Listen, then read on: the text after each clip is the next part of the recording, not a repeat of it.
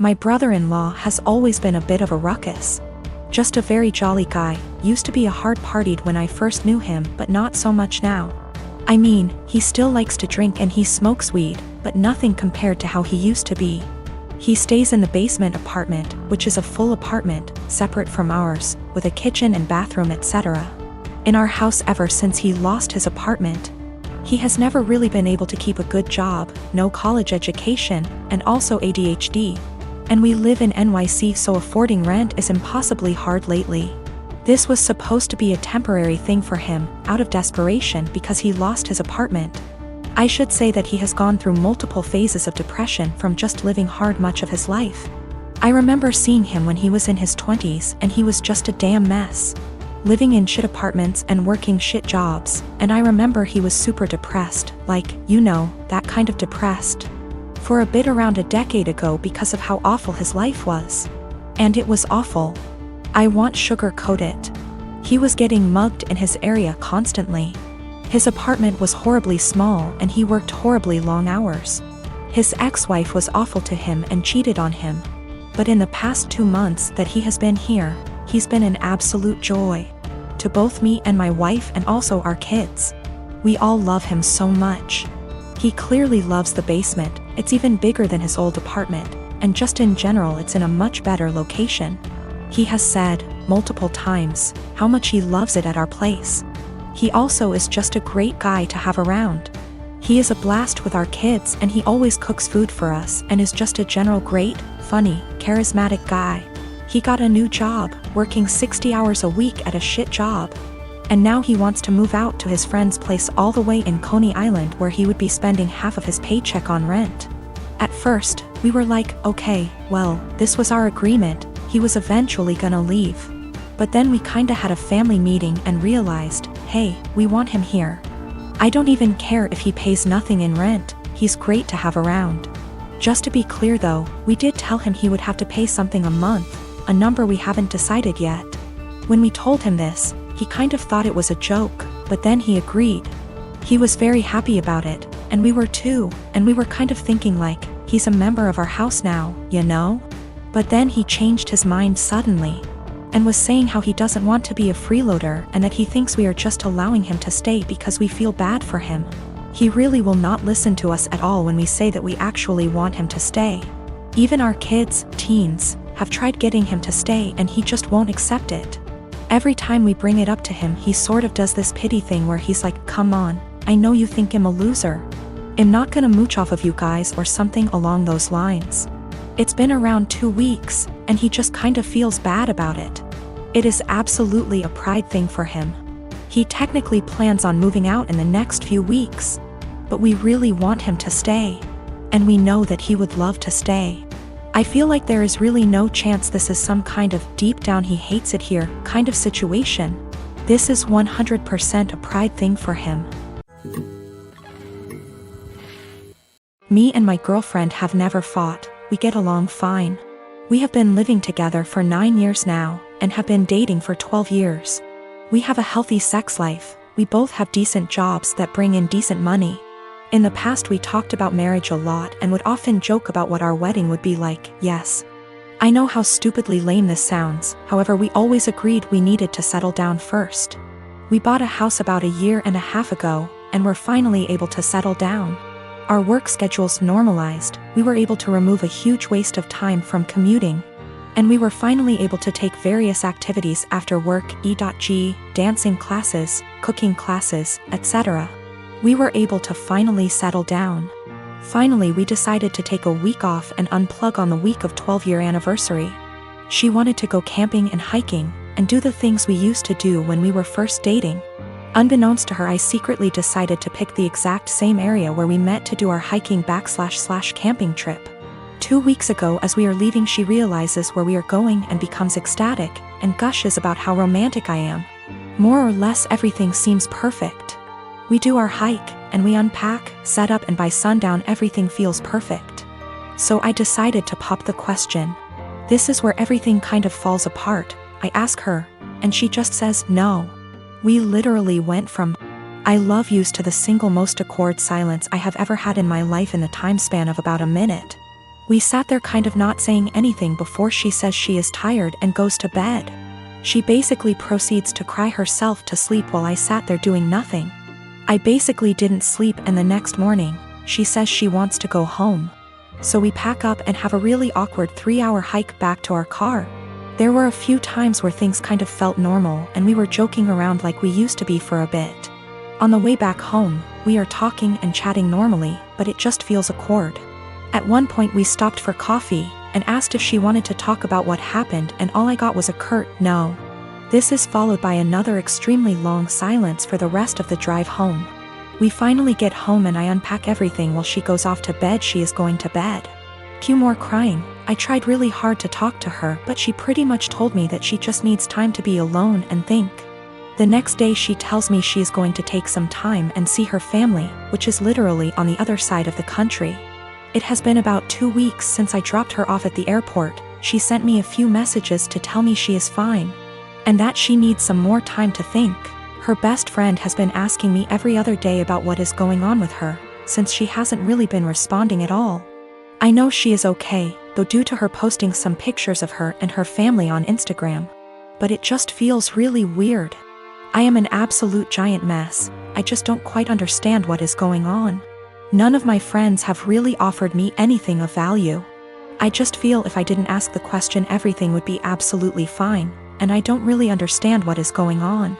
I keep wanting to grab her laptop to try and figure out anything. I am not close to her parents at all, but I trust her and want to respect her space, but I don't know when she is coming back. I even sent her a message this morning, and I know she saw the message and received it, but hasn't replied. Also, her work has called me this morning asking about where she is. Apparently she had taken an extra week off last week, but she was supposed to be in yesterday. Now everything feels like it is falling apart and I have no idea what to do. The reason why it took so long for us to get married is we both agreed we wouldn't move to the next step until we finished the following. We both finished school. For her, that wasn't until 2 years ago. We both had stable jobs. We had a place where we could agree would be good enough to take stuff to the next step. We both had decent working hours. For a long time she was doing her residency and we more or less worked opposite shifts. We did talk about marriage and kids, and both agreed it would be part of the next step after we got settled. There's this girl that lives in my uni halls. We're not roommates, but we are flatmates. We are both 19 years old. Let's name her Kaya. I met her in September when we started university and moved into halls. We're not best friends, but we are friendly. We don't really spend much time together. Over time, my friends noticed that Kaya tried to copy me in everything. It started slowly, accessories and some clothes. Nothing major. I didn't even notice until people started pointing it out to me. I have a rather distinct style and she started copying it. I don't know the style and she's free to wear what she likes, but it's the exact same copies of my outfits, which is very odd. But then, it started going further. I dyed my hair, she dyed her hair. I bought something for my room, she bought the same thing. I started chatting with a guy. She became obsessed with that guy to a point that whenever I had a male friend or guy I was interested in over, she would go out of her way to try and get their attention, coming down to the kitchen in nothing but a towel. She never used to do it, etc. And she would do anything to attract attention. Now, don't get me wrong, I couldn't care less if the guy was looking, and even if it was my boyfriend looking. I'd have a beef with him, not her, but the blatant attention-seeking behavior was just odd. I joined societies and sports, and after she found out, she joined the same ones I did. Basically, everything I do, she copies eventually. It's just really creepy, but I haven't said anything. I wouldn't even know what to say. Over the Easter break, my friend and I were at my family house, a bit drunk, and decided to test out whether Kaya really copies everything I do. I made a post on social media about shaving my head. My friend does hairdressing and she helped me out faking shaved head, and I posted a photo with shaved head. I deleted the photo few days later and forgot about this whole thing. After Easter break was over, we had uni exams and I was focusing on that. Imagine my shock when I came back and Kaya had shaved head. And she was pissed when she saw me. She started shouting how I lied to her and why would I do that. She went on and on and on, really angry. Admittedly, I ignored her and hid in my room. She sent me a text telling me that she expects me to pay for her wig as it's my fault she shaved her head. I replied that absolutely not, that it was not my fault and she decided on her own to do that. She kept attacking me over it every time I saw her. It's been a few days since I came back from Easter break. My exams start tomorrow and yesterday I received an email from my university, asking me for a meeting over the issue. She reported me to uni over something she's done. I am genuinely confused. Was I really in the wrong? My friend came to me yesterday at lunch with screenshots of my boyfriend's Tinder profile. The pictures were all old photos, so I confronted him immediately, expecting to hear something like, "Yeah." I forgot to delete that. Which is cool. He denied being on Tinder at all, and my friend suggested that she make an account, set it to his specifications, and see if he turns up. And there's his profile. So, this means that my boyfriend has been active on Tinder within the past 2 weeks. I confronted him with this and he changed his story. Now he's saying that his friend has been using his account. He shows me his phone and says, "Look, I have nothing to hide." And of course the app is deleted. So I take his phone, download Tinder, log in with his Facebook and see that he has been active, albeit infrequently. There was one girl that he tried to meet up with back in May when I was out of town.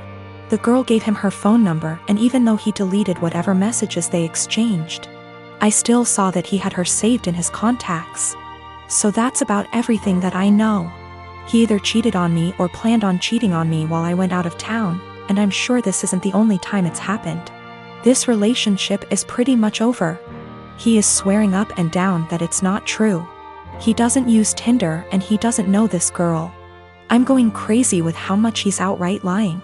He seems so sincere, but I know what I saw. I can't listen to him deny this one more time. This blew up while I was away. I'm sorry I won't be able to respond to every comment. So I did some stuff that was kind of petty and stupid today. I made a fake Tinder account, matched with my boyfriend.